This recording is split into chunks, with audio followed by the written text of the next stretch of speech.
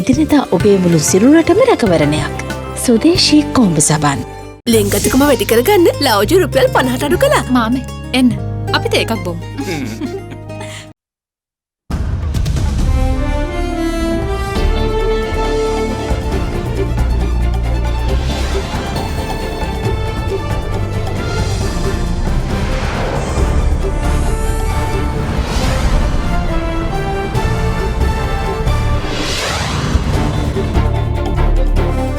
Tonight, another fatality.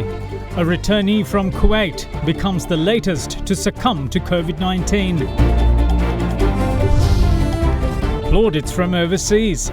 Seychelles salutes the armed forces and medical teams in Sri Lanka led by the president for managing the pandemic very well. Plot thickens.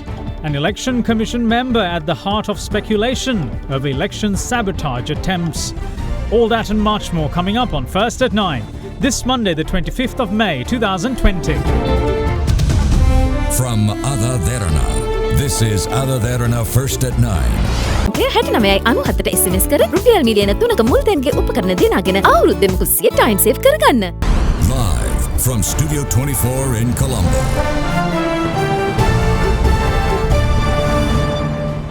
Good evening and welcome to First at 9. I'm Dhammike Kanayaka. Sri Lanka lost another life today as the COVID-19 virus claimed its 10th victim. She was a returnee from Kuwait and had been suffering from an underlying heart condition. Meanwhile, Director General of Health Services Dr. Anil Johnson has said that the government would take measures to limit the number of people that would be repatriated from other countries as Sri Lanka faces issues with accommodating given limited quarantine facilities. Today, Sri Lanka's total number of COVID-19 fatalities rose to 10 after a Kuwait returnee undergoing quarantine at the Trincomalee facility succumbed to the virus. Director General of Health Services Dr. Anil Johnson has said that the returnee was a 51-year-old woman residing at the area of Payagala. The woman had passed away after she was admitted to the General Hospital of Trincomalee. She had also reportedly been admitted to the Dambulla Hospital on the 20th after suffering from a heart condition while she was travelling to a quarantine centre. In the meantime, 20 more recoveries that were reported from today took the country's total to 695. Numerous Sri Lankans from overseas have returned to the country under the government's repatriation program. Following their arrival, the number of COVID-19 infections confirmed in the country saw a hike. From the 52 COVID-19 patients reported yesterday, 49 are returnees from Kuwait who were undergoing quarantine. From the remaining 32 patients are naval personnel, while the other is a returnee from Indonesia, also undergoing quarantine at the Palvihera facility. Meanwhile, 34 more COVID-19 patients were added to the country's total number of infections today, taking the total number of active cases to 459. From today's infections, 14 are also reported to be returnees from Kuwait. මෑතභාගයේ ප්‍රධාන වශයෙන් Dubai, ඉන්දුනීසියාව, Kuwait මේ වගේ රටවල් වලින් පැමිණි අය කෙටි කාලයක් තුළ 72 දෙනෙක් COVID-19 රෝගීන් හැටියට හඳුනගෙන තියෙනවා. ඉතින් මේ විශේෂයෙන්ම කුවේට් සිට පැමිණි ගුවන් නෞකා දෙකක් තියෙනවා. මේ නෞකා දෙකෙහි තමයි මේ 49ක් දැනට වාර්තා වෙලා තියෙන්නේ. ඒ අයගේ තවත් PCR පරීක්ෂණ යම් සංඛ්‍යාවක් කිරීමට තියෙනවා. ඒ අනුව පැහැදිලිවම තව ප්‍රමාණයක් ආසාදිතින් බවට පත් වෙයි. ඉතින් ඒ වගේම අපිට ආරංචි මාර්ග තියෙනවා ඔවුන් එහෙදිත් යම් කිසි විදියකට PCR පරීක්ෂණ කරා කියන එක. නමුත් ඒ වාර්තා මොවුන් සතුව ඇත්තෙත් නැහැ. ප්‍රධාන ප්‍රශ්නය වෙන්නේ මේ වගේ විශාල සංඛ්‍යාවක් බාහිරින් එන අය COVID-19 ආසාදිතයින් වුණාම අපේ නාවික හමුදා ගැටලුවක් තවම යම් ප්‍රමාණයකට තිබියදී ඒ වගේම අපගේ නිරෝධායන කඳවුරු සන්තුෂ්තව තිබෙන තත්වයක් තුළ අපහසුකම් පැමිණෙනවා. ඒ නිසා මම හිතන්නේ රජයේ තීරණයක් ගනී මේ පිටරට සිට මේ රැගෙන එන අය මීට වඩා සීමා කළා යම්කිසි පරතරයක් ඇතුව රැගෙන ඒම සඳහා පහුගිය දිනවල දිනකට ගුවන් යානයක් බැගින් වගේ පිට මේ පිරිස් රැගෙන ඒමට සිද්ධ වුණා. ඒ බාහිරින් එන තෙරපුම නිසාම රැගෙන එන එක නැහැ රජය විසින්. In the meantime, biological samples were collected from 30 taxi drivers in the area of Nugegoda who provided transportation to the public when the curfew was in effect. ඉතා කුඩා නියඳයක් තෝරාගෙන තියෙන අද දිනේ 25ක් 30ක් පමණ ප්‍රමාණයක් තමයි අද පරීක්ෂා කරනු ලබන්නේ. මේ අහඹු නියදීන් රෝගීන් හමු වුණොත් පමණයි මේ නියදය විශාල කොට පසු විපරම් කරන්නේ. මේ මාසයේ අපි කරපු ප්‍රජා සාම්පල වලින් එකම කොවිඩ් රෝගියෙක්වත් කොළඹ මහනගර සභා බල ප්‍රදේශය තුළ අපිට හමු වෙලා නැහැ. In the meantime, 39 returnees from Malaysia successfully completed their 14-day quarantine at the Ayurveda hospital in Rajagiriya today. අතිකරු ජනාධිපතිතුමායි වගේ මේ හමුදාපතිතුමාගේ උපදෙස් මග පෙන්වීමත් අපි ඉතාම ඉහළ තත්යකට පැමිණ තිබෙනවා. මම ඔබගේ කාර්මිකව ඉල්ලා සිටින්නේ අද දින නිවස් වලට ගොස් තවත් දින 14ක් ස්වයං නිරෝධායනට ලක්ව ඔබ විසින් ලබා දිය හැකි උපරිම සහාය ලබා දෙන ලෙසයි. Meanwhile, 181 students stranded in Moscow were repatriated this morning. Upon landing at the Bandar Naik International Airport, the students underwent disinfection and were directed to quarantine centres. Now, the island-wide curfew, which is currently in effect, will be lifted in all districts tomorrow at 4 a.m. Preparations are underway by the authorities to facilitate transportation for people who are returning to work. Authorities urge people to support the process by adhering to safety protocols when using public transport, while reminding them that non-adherence is a punishable offence. Since the 20th of March, Sri Lanka has been under curfew in one form or another for well over 2 months. For the first time since then, the entire country will be free of curfew at once, albeit for 18 hours tomorrow. The curfew will be lifted at 4 a.m. and it will once again be imposed in the evening at 10 p.m. What's more, this daily curfew lift will continue until further notice, even in Colombo and Kampaha, which were deemed COVID-19 red zones. Although the curfew is in effect today, essential services were allowed to operate and the police checked people at various barriers set up across the country.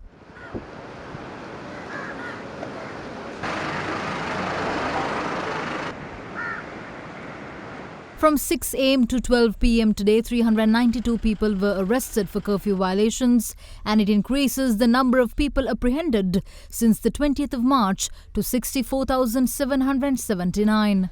The police have also seized 18,306 vehicles since the curfew first came into effect. Although the curfew will be relaxed, the government insists that people adhere to health protocols when operating factories, corporations, shops and other establishments. It makes disinfection, wearing of masks, washing hands frequently and maintaining social distancing mandatory.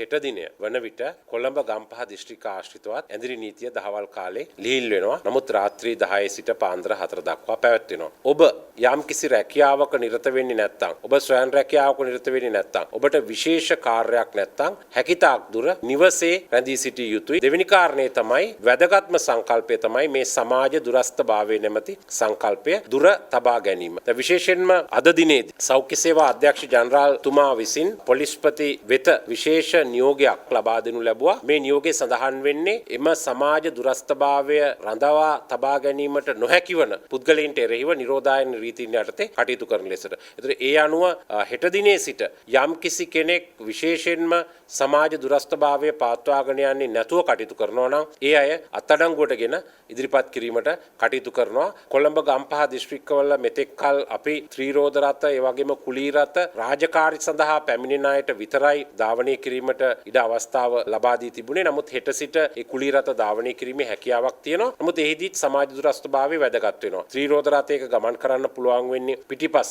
රියදුරා අරුණුකොට වැඩිහිටියන් දෙදෙනෙකුට පමණයි. ඒ වගේම සාමාන්‍ය කුලී මෝටර රථයක නැත්නම් car එකක ගමන් කරන්න පුළුවන් වෙන්නේ රියදුරා හැරුණුකොට තිදෙනෙකුට පමණයි. මේ තත්ත්වය තවදුරටත් පවත්වාගෙන යාමට අවශ්‍යයි. ඉදිරියේදී තවමත් අපි අවසර ලබා දී නැහැ සම්බාහන ආයතන ඒ වගේම කාය වර්ධනාගාර විවෘත කිරීමට. එමෙන්ම තවදුරටත් සාමාන්‍යයෙන් නගරදී ආශ්‍රිතව තියෙන සාමාන්‍ය පිසු ආහාර සපයන හෝටල් ඒ වගේම පිසු ආහාර සපයන බක්කි කඩ මේවා විවෘත කිරීමට හැකියාවක් ලැබෙන්නේ නැහැ. ඒ වගේම විවාහ උත්සව පැවැත්වීම සම්බන්ධ නිර්ණායක සෞඛ්‍ය අමාත්‍යාංශය විසින් ලබා දී තිබෙනවා. ඒ ප්‍රදේශයේ සෞඛ්‍ය බලධාරීන් විශේෂයෙන්ම සෞඛ්‍ය වෛද්‍ය නිලධාරී ඒ වගේම මහජන සෞඛ්‍ය පරීක්ෂකවරුන් ඒ පිළිබඳව අවශ්‍ය උපදෙස් ලබා දෙනවා. ඒ උපදෙස් වලට අනුව කටයුතු සූදානම් කළ ගත යුතුයි. ඒ වගේම රාත්‍රී කාලේ මාර්ග බාධක තවදුරටත් වැඩි කර තිබෙනවා. එමෙන්ම කොළඹ ගම්පහ දිස්ත්‍රික්කය හැරෙන්නට අනෙක් දිස්ත්‍රික්ක අතර සාමාන්‍ය පරිදි ගමනාගමනය සිදුවීම නියමිතව තිබෙනවා. ඔබ දන්නවා රාජකාරියට එන අයට අත්‍යවශ්‍ය සේවාවලට එන අයට ඇරෙන්නට සාමාන්‍ය පරිදි පැමිණීමට හැකියාවක් ලැබෙන්නේ නැහැ තාමත් කොළඹ සහ ගම්පහ දිස්ත්‍රික්කවලට. ඒ වගේම පිටවීමත් ඒ ආකාරයටම සිද්ධ වෙනවා. In the meantime, the Colombo Municipal Council will also be open for public from tomorrow. With the relaxation of the curfew from tomorrow, inter-district transportation will also be permitted. However, it does not include Colombo and Gampaha. As such, bus services will be operated under the advice of health authorities. Several decisions pertaining to the matter were taken during a discussion at the National Transport Commission. Accordingly, buses destined for Colombo will not operate on 5 particular routes. Buses taking the Kandy Road will only be operated as far as Nittambur. Meanwhile, intercity buses plying along the A5 will only be operated up to Minuwangoda, while intercity buses taking the route of Gaul Road will end their journey in Panadura. What's more, intercity buses which usually access Colombo along high-level or low-level roads via Avissavella will only be permitted travel up to Avissavella. In the meantime, buses accessing Colombo along the Anuradhapura-Negombo Road and those coming from Kuliapitiya via Negombo Road will also have to stop in Negombo. Buses plying along the Southern Expressway can only travel as far as Kottava. The intercity bus services will start at 4:40 am and will end at 6 pm. The statement released by the Ministry of Passenger Transport Management said that passengers should only be charged for the journey's designated stops. It also says that the end destination of buses should be clearly displayed. All passengers, meanwhile, are required to wear face masks and should maintain sanitation. In the meantime, the National Transport Board has extended the validity of permits given to buses until the 30th of June. With the curfew relaxation in the country looming, Chairman of the Private Bus Operators and Professionals Association says that the entity will deploy all buses at its disposal. හෙට දින උදෑසන 4 සිට කොළඹ සහ ගම්පහ දිස්ත්‍රික්ක දෙක හැරෙන්න රටේ අනෙකුත් සියලුම ප්‍රදේශයන් වල බස් රථ ධාවනය යථා තත්ත්වයට පත් කරන්න අපි සියලු කටයුතු සූදානම් කරලා තිනවා. බස් හිමියන්ට යම් යම් ගැටලු අසිරුතා ගණනාවක් තියෙනවා. ඒ පිළිබඳව අපි දැනටත් රජය සමග දීර්ඝව සාකච්ඡා කරමින් යනවා. අපේ සුමානේ වෙන විට එම සහන බස් හිමියන්ට ලබා දෙන්න බස් නැති බස් සංග්‍රාම මෙම වැඩපිළිවෙල අඩාකප්පල්කාරී කරන්න යම් යම් ප්‍රකාශ නිකුත් කරලා තිනවා. ඒ ප්‍රකාශ අපි තරයේ හෙලා දකිනවා. මොකද මේක ජාතික වගකීමක්. Meanwhile, General Manager of Railways Zilantha Fernando urged commuters to arrive at railway stations half an hour prior to the journey, since they will have to adhere to hygiene practices such as washing hands, while their temperature will also have to be checked at the station. Now, the government of Seychelles has extended its gratitude to Sri Lanka for enabling 35 of its citizens to arrive in Sri Lanka, largely for medical care. A statement from its High Commission said that 24 arrivals need urgent medical care, and of which 11 critical patients are being accompanied by their relatives for many high-end surgeries and interventions. It noted that Sri Lanka has been a preferred destination for medical tourism among the Seychelles nationals over the last few years, adding that this travel is a testament to the trust and credibility on the health system of Sri Lanka, as well as highlighting the confidence Seychelles has on Sri Lanka as a safe destination to send their non-COVID patients for treatment even during a pandemic. The statement read, quote, "We salute the armed forces and the medical teams in Sri Lanka led by President Gotabaya Rajapaksa for managing the pandemic very well. That has given us the confidence to select Sri Lanka for medical treatment for foreign patients needing urgent critical care," unquote.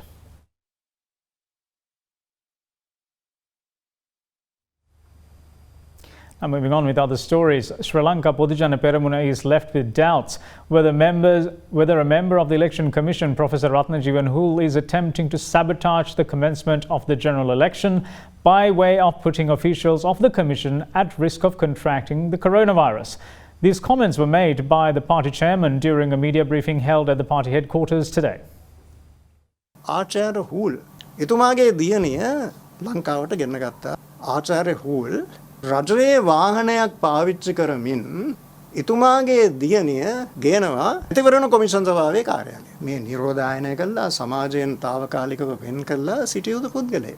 එතකොට මැතිවරණ commission සභාවේ නිලධාරීන් ඒට දැඩි විරෝධය ප්‍රකාශ කරනවා. සම්පූර්ණ මැතිවරණ කොමිෂන් සභාව වසා දැමීමේ අවදානම ඇති වෙනවා. එක්කෙනෙකුට බෝ වුණා නම් මැතිවරණ පවත්වන්න එපා කියලා නඩු මාර්ගයට පිවිසෙන්නේ කවුද? ජාතික මැතිවරණ කොමිෂන් සභාවේ කොමසාරිස්වරයා. ඒක අසාර්ථක වුණා. එතකොට ඒ ක්‍රමවේදය අසාර්ථක වෙච්ච පසුබිමක් තුල මොකද්ද මේ කරන්න හදන්නේ වෙන විදිහකට? මැතිවරණය කොහෙත්ම තියන්න බැරි තත්ත්වයක්. මැතිවරණ කොමිෂන් සභාවේ අනිත් කොමසාරිස්වරුන් දෙදෙනා හා නිලධාරී මණ්ඩල රෝගීන් බවට පත් කිරීමේ වැඩපිළිවෙලක්ද කියන සාධාරණ සැකය සමාජ මනසේ පහළ වෙනවා. නියෝජ්‍ය පොලිස්පතිතුමා කියනවා රෝදායන නීතිය උල්ලංඝනය කරන සෑම දෙනාටම විරුද්ධව තරාතිරම බලන්නේ නැහැ කවුරු හෝ ඒවා. ආචාර්ය හූල්ගේ පවුලේ සමාජිකයන්ට මේ නීතිය බලපාන්නේ නැද්ද? We will see you shortly. Bear with us.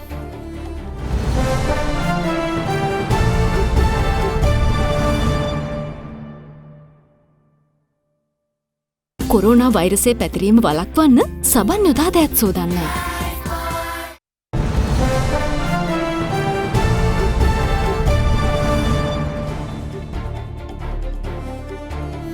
Welcome back. This is First at 9. Now, the rains Sri Lanka is currently experiencing are set to enhance from tomorrow onwards in several provinces. With that being the case, the National Building Research Organisation once more issued landslide warnings to districts of Ratnapura, Kegol, Kandy and Nuwara. According to the special advisory issued by the Department of Meteorology, showery conditions prevailing in the country are expected to enhance over the next few days, particularly from tomorrow to Friday. It is the result of the low-level atmospheric disturbance in the vicinity of Sri Lanka. Heavy rainfalls above 100 millimeters can be expected at some places in western, Sabaragamuwa, central, southern, northwestern and Uva provinces. The Department of Meteorology requests people living in hilly areas and low-lying areas in river basins to be extra vigilant. Due to the active cloudiness in the southeastern sea area of the coast extending from Hambantota to Pothuwil, the possibility of heavy showers or thunder showers, lightning activities and sudden roughness associated with sudden increase of wind speed up to 70 to 80 kilometers per hour in the shallow and deep sea areas is high. With the inclement weather set to continue, the National Building Research Organisation issued landslide warnings to districts of Ratnapura, Kegol, Kandy and Nuwara.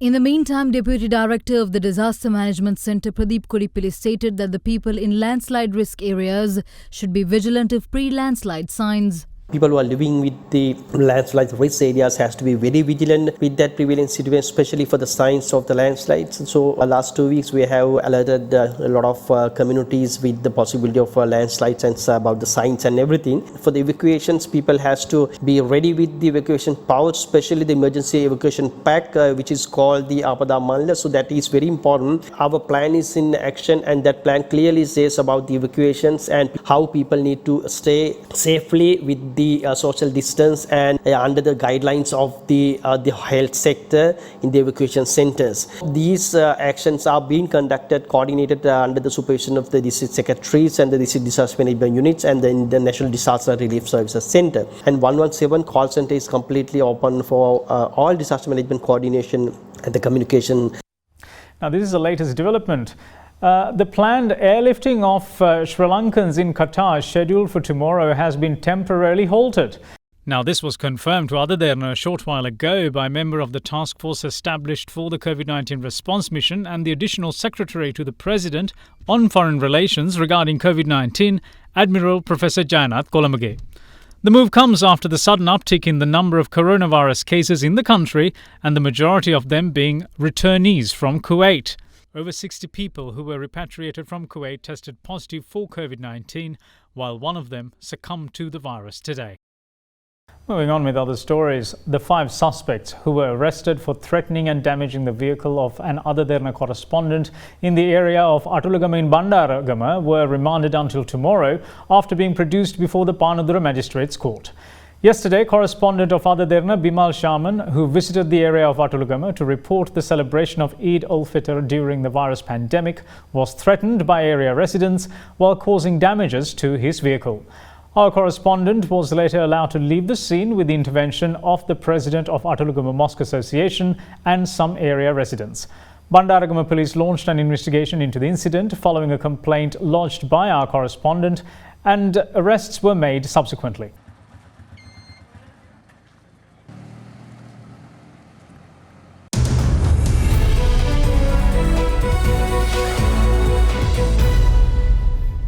Now, the Colombo Stock Exchange says that its trading hours will be extended until 2:30 p.m. from tomorrow onwards. The decision has been taken consequent to the announcement made by the government that the curfew will be effective only between 10 p.m. to 4 a.m. daily in all districts, with effect from the 26th of May. CSE stated that considering the requests made by the industry stakeholders, it decided to extend the trade hours. Accordingly, the pre-open session will be from 10 a.m. to 11 a.m. and regular trading will commence after the open auction at 11 a.m. The market will close at 2:30 p.m.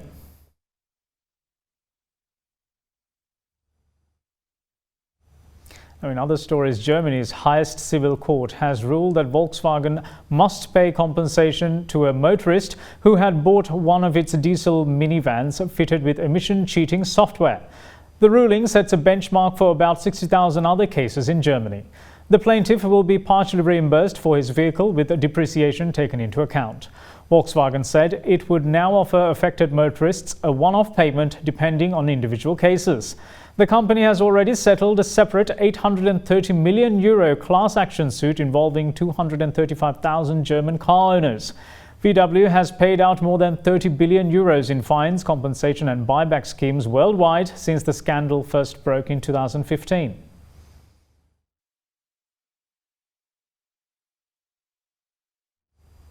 British Prime Minister Boris Johnson is planning to reduce Chinese telecoms equipment maker Huawei Technology's involvement in Britain's 5G network in the wake of the coronavirus crisis.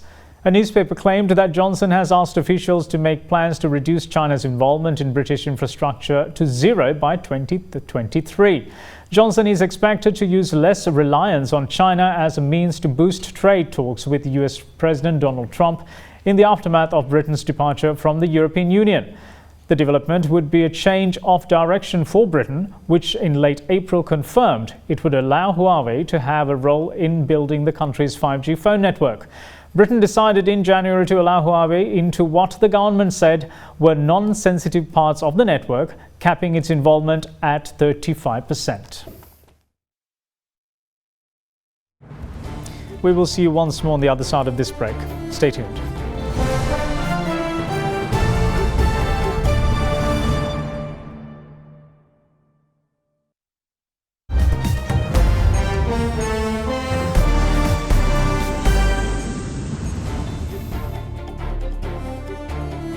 Welcome back. This is First at 9. Now, as many countries attempt to re-emerge from lockdowns and various other restrictions put in place to tackle the coronavirus pandemic, a new set of questions have emerged pertaining to the resumption of services. A mainspring of modern commerce, air travel is one such concern, as opening skies to travellers from countries considered safe can be a tricky matter. Some countries seem more confident, with Spain's Minister of Tourism saying that tourists can book holidays there from July. Despite topping the list of highest infections and fatalities, Americans were seen crowding pool parties in some places looking to celebrate Memorial Day weekend, the unofficial start to summer in the United States.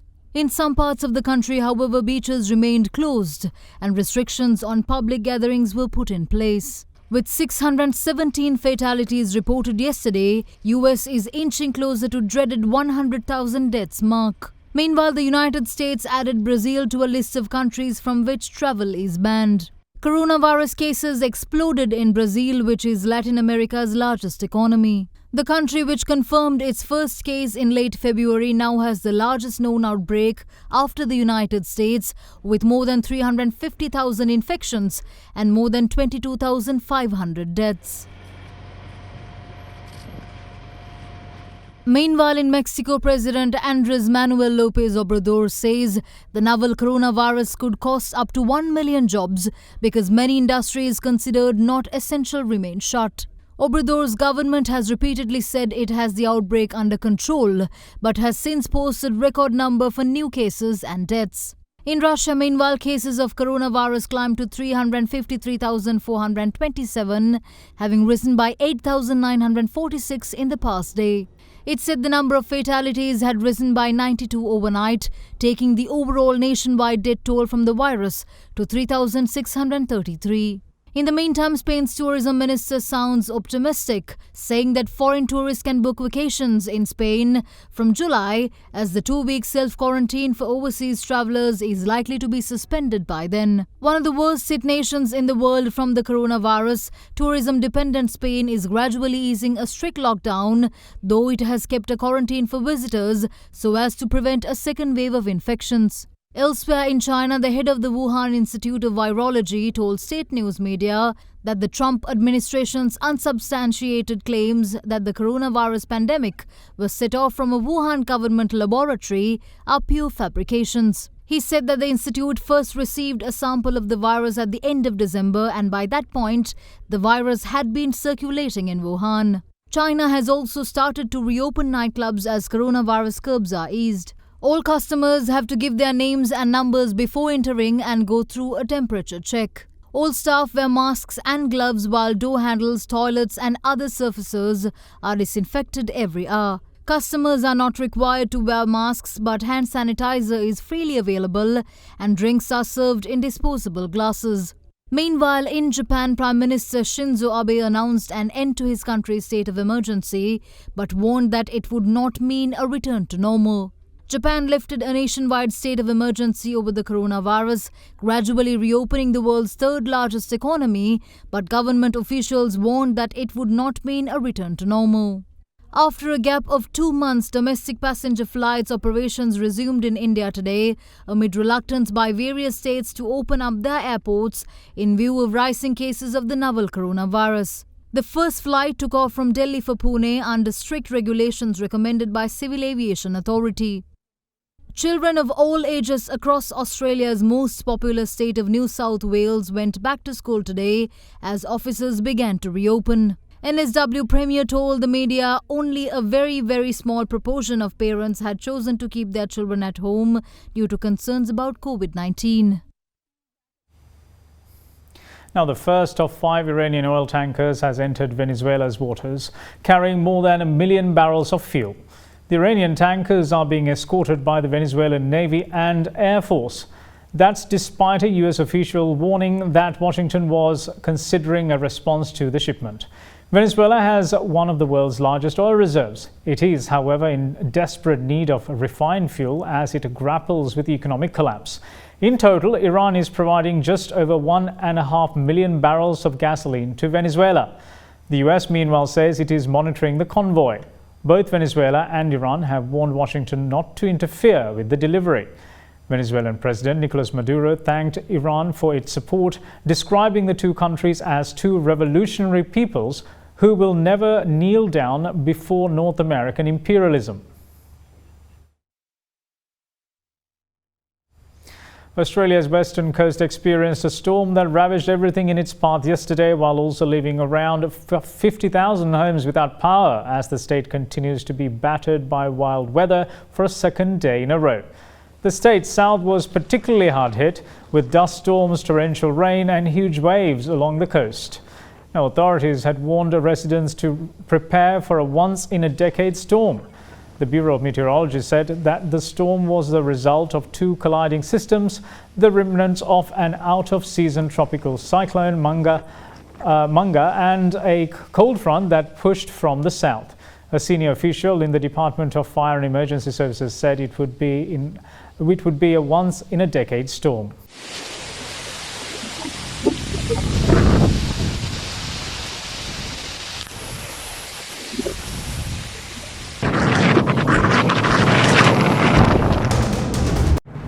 And that's it from all of us here at First at 9. Thanks for watching. Bye-bye.